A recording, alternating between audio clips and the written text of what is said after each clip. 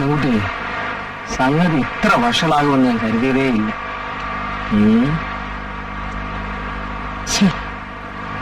ആലോചിക്കും തോറും ഉലുമാല് ഓടിക്കൂടി വരുന്നതേ ഉള്ളൂ. എന്തായാലും ഇതിന്റെ പോകുമ്പോൾ കണ്ടതീരും.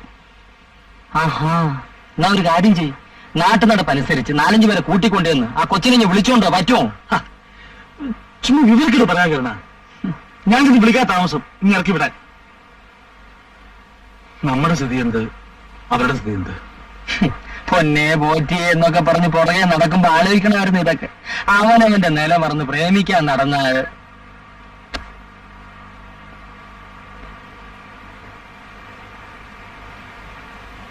അളിയാ, എനിക്കൊരു ഐഡിയ. നമുക്ക് എബ്രാം സാറിനൊന്ന് കണ്ടാലോ? നമുക്ക് എബ്രാം സാറിനൊന്ന് കാണാം. സാറാവുമ്പം ഇതിന്റെ കറക്റ്റ് ലൈൻ പറഞ്ഞു തരും. അത് വേണോ കരുണ? വേണ്ടെങ്കിൽ വേണ്ട, അതിന്റെ ഇഷ്ടം പോലെ. അതല്ല, എനിക്ക് എബ്രാം സാറിന് വിശ്വാസമില്ലാണ്ടൊന്നുമല്ല.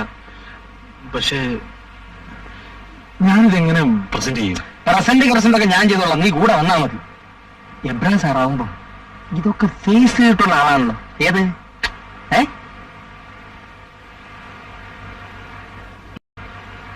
നാളെ ഞായറാഴ്ച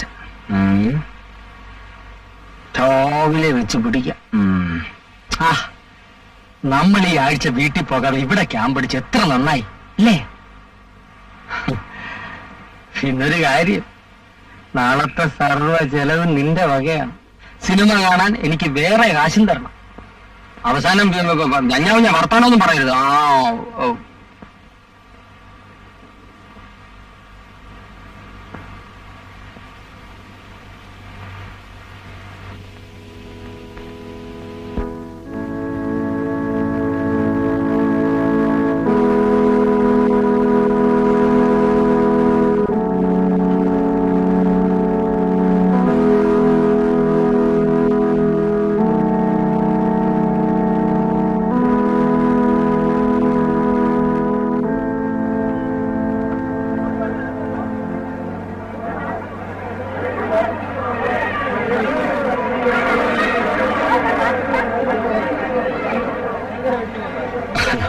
ഞങ്ങള് സാറിന്റെ വീട് വരെ പോയിരുന്നു. എന്താ രണ്ടുപേരും കൂടി രാവിലെ? ചെറിയ കാര്യം ഉണ്ടായിരുന്നു.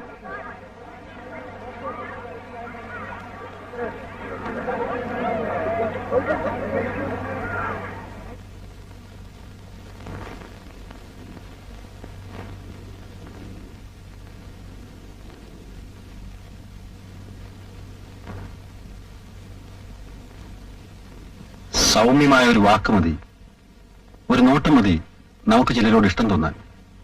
അത് സ്നേഹമായി വളരാൻ അധികം നേരം വേണ്ട. എനിക്കറിയേണ്ടത് കൃഷ്ണൻകുട്ടിക്ക് ആ പെൺകൊച്ചിനോട് തോന്നുന്ന ഇഷ്ടം ജനുവിനാണോ എന്നാണ്. ജനുവിനോ ബാക്കിയുള്ളവർക്ക് കിടക്കപ്പുറത്ത് ഇല്ലാത്ത എബ്രാം സാറിന് ഒരു പരിഹാരം കണ്ടേ പറ്റൂ. ആരെങ്കിലും വിട്ട് പ്രപ്പോസ് ചെയ്യിക്കാമെന്ന് വെച്ചാൽ അയാൾ വലിയ പണക്കാരനല്ലേ? പണക്കാരനാണെ പള്ളി പോയി പറഞ്ഞാൽ മതി. പണക്കാരൻ നമുക്ക് അങ്ങോട്ട് എറിച്ചല്ല. പെൺകൊച്ചിനെ കെട്ടിച്ചയക്കുമെന്ന് ചോദിക്കാം. വരട്ടി അങ്ങോട്ട് വരട്ടും. സാറ് കൂടെ വന്നൊന്ന് ഇരുന്ന് എണ്ണാ മതി. ബാക്കി കാര്യം ഞാൻ ഏറ്റു. സാർ വരാം. അതൊരു വഴിയാ. എന്താ കൃഷ്ണൻകുട്ടി പോകാമോ? ഞാൻ വരണോ സാർ? ശരിയാ, കൃഷ്ണൻകുട്ടി വരണ്ട, നമുക്ക് പോവാം. നമ്മൾ രണ്ടാളല്ലേ ഉള്ളൂ, നമുക്ക് സൈക്കിളിൽ പോവാം. സൈക്കിളില്ല, സാർ ഇത്രയ്ക്ക് മണ്ടനായി പോയില്ല. അയാള് ഭയങ്കര പണക്കാരനാണ്. സാറിന്റെ ലൊഡാക്ക് സൈക്കിളിൽ അങ്ങോട്ട് ചെന്നാൽ ഗൂർക്ക അകത്തോട്ട് വിടില്ല. നമുക്ക് ടാക്സി പോവാം. ഒരു 50 രൂപ. അല്ല, എന്തെങ്കിലും ഇപ്പോ എന്നാ പിന്നെ ആരും പോണ്ട. കഴിഞ്ഞ ആഴ്ച 5 മണീസ് കടം ചോദിച്ചിട്ട് തരാത്ത പാർട്ടിയാണ്. കാശിന് ഗതിയില്ലാത്തൊന്ന് പ്രയാണിക്കാൻ നടക്കും. അച്ഛാമേ, അവിടെ വരെ ആമ്പിള്ളേര് കൊണ്ടുപോകും. ഇയാള് ഓവി മരിച്ചോണ്ടിരിക്കും. നിന്റെ ഒരു കാശുണ്ടെങ്കിൽ ഒരു 50 രൂപ എടുക്കുക. ഏതായാലും ടാക്സി പിടിക്കും. എന്നാ ഒരു ടൂറിസ്റ്റ് ടാക്സി പിടിച്ച് ഗമേ തന്നെ ഇറങ്ങാം. ഉദ്ഘാടനോ? അയ്യോ, തീരെ സമയമില്ലല്ലോ. ഇത് നോക്കാം, ഫോട്ടോഗ്രാഫർ കാണുമല്ലോ. പിന്നെ ഞാൻ എങ്ങനെയെങ്കിലും അഡ്ജസ്റ്റ് ചെയ്യാം. ഓക്കെ. ഖദർ ധരിക്കുന്നവർ എനിക്ക് വലിയ ബഹുമാനമാണ്. ഇത്രയും വെടിപ്പും വൃത്തിയും വേറെ ഒന്നിനുമില്ല. എന്റെ മിസ്സസും ഖദറെ ധരിക്കൂ, പുറത്തു പോകുമ്പോ മാത്രം. അല്ല, ഖദർ ധരിക്കുന്നതും ഗാന്ധിയായി നടിക്കുന്നതും ഇപ്പൊ ഒരു ഫാഷൻ ആണല്ലോ. ഫാഷന് വേണ്ടിയല്ല ഞാൻ കതർത്തിരിക്കുന്നത്. കടമായിട്ട് കിട്ടും, പോരെങ്കിൽ റിബേറ്റും, പിന്നെ വിലയും കുറവുണ്ട്. ശരിയാണ് ശരിയാണ്, മിൽത്തുണിക്ക് എന്തോ ഒരു വിലയാണല്ലോ. ഞാനും വിചാരിക്കുകയാണ് ഖബറിലേക്കൊന്ന് കയറിയാൽ എന്താണ് എന്ന്. 5,000, 7,000 എസിനും ഒക്കെ എന്റെ ആൾക്കാരാണ് അധികവും. അവർക്കൊരേ പിടി ഞാൻ പാർട്ടി ചെയ്യണമെന്ന്. ഞാൻ പറഞ്ഞു നിങ്ങളെ വിവാഹിച്ചിട്ടാ എന്നിട്ട് അവരേറ്റോണ്ട് പോയിരിക്കുക. ആളുകൾ വിചാരിക്കും പോലെ കോൺട്രാക്ട് പണി കൊണ്ട് ഒരു പ്രയോജനവുമില്ല. ഇനിയത്തെ കാലത്ത് രാഷ്ട്രീയം കൊണ്ട് എന്തെങ്കിലും രക്ഷയുള്ളൂ. അതാണ് സാറേ ആദായകരമായില്ല. ചിലപ്പോ തോന്നും ജോലി രാജിവെച്ചിട്ട് വല്ല യൂത്തിലും ചേർന്നാലോ എന്ന്. ഒന്നുമില്ലെങ്കിൽ ഏതെങ്കിലും കമ്മിറ്റി കയറി പറ്റാമല്ലോ. ചുരുങ്ങിയ പക്ഷം ഒരു വാർഡ് കൗൺസിലറെങ്കിലും ആദായം എന്നുള്ള നിലയ്ക്കല്ല ഞാൻ രാഷ്ട്രീയത്തെ കാണുന്നത്. ഞങ്ങളുടെ കുടുംബ പാരമ്പര്യം അതാണ്.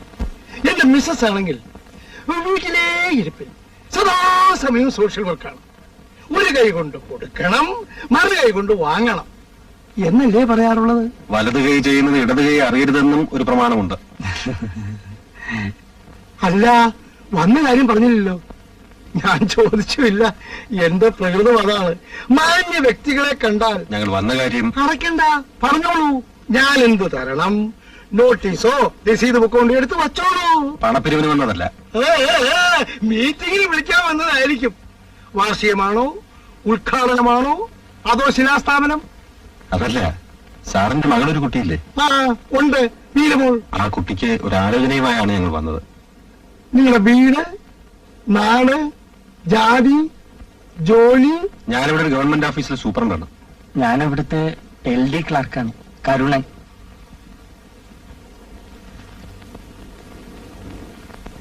ഞങ്ങളുടെ ഓഫീസിലെ ഒരു ക്ലാർക്ക് കൃഷ്ണൻകുട്ടിക്ക് വേണ്ടിയാണ്. അല്ലെങ്കിൽ മിസ്റ്റർ,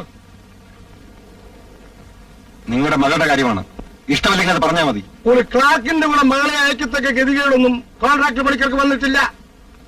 മിസ്റ്റർ പണിക്കർ, നിങ്ങൾ വലിയ കോൺട്രാക്ടർ ആയിരിക്കാം, അതിലും വലിയ പണക്കാരനായിരിക്കാം. പക്ഷെ മനുഷ്യരോട് പെരുമാറാൻ ആദ്യം പഠിക്കണം. എന്നിട്ടും അത് രാഷ്ട്രീയത്തിൽ പ്രവേശിക്കുന്നത്. എന്റെ ബിസിനസ് ഇല്ലാതെ പോയത് നിങ്ങളുടെ ഭാഗ്യം. വേണ്ട സാർ, പോകാം. വരൂ.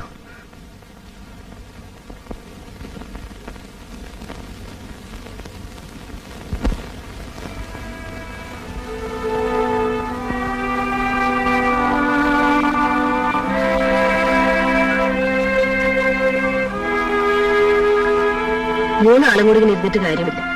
അതിനുള്ള വഴി കണ്ടുപിടിക്കണം.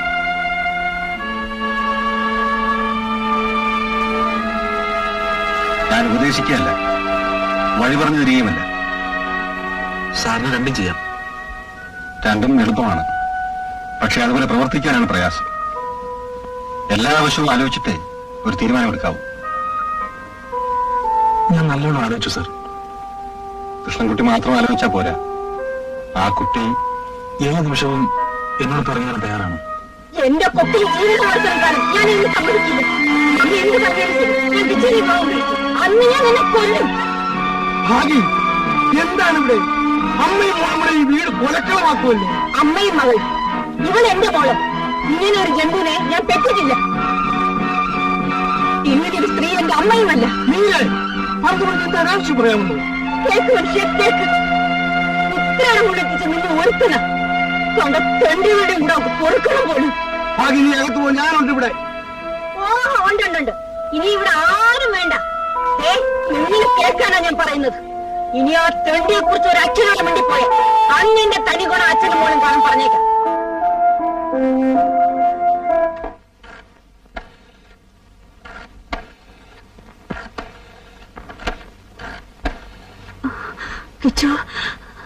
കിച്ചുവിന്റെ നേരെയാണിത്. വരാം കിച്ചു, വരാം. ആരറിയാനില്ലെങ്കിലും ഞാൻ വരും. എങ്ങനെയും ഞാൻ എത്തും.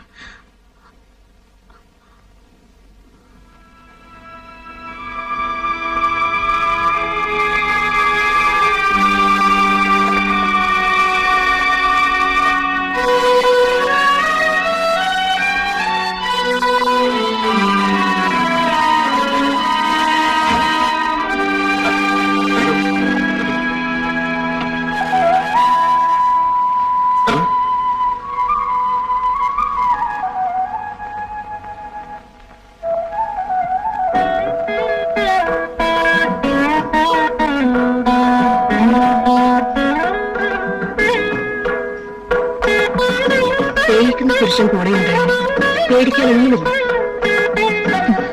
എനിക്ക് പേടിയില്ല ചേച്ചി, അത് മതി. വാ, നമുക്ക് അങ്ങോട്ട് പോവാം.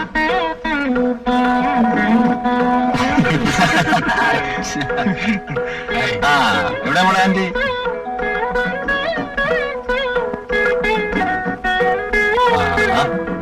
ആണെന്ന് മാറിപ്പോയല്ലോ. അപ്പൊ എന്നാ നമുക്ക് ഇറങ്ങാം.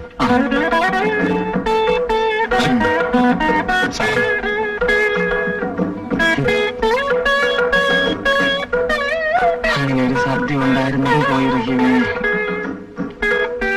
കുസറാക്കോണത്താ അവന്റെ വീട്. ചെല്ലുമ്പോ ഒരു സമയമോ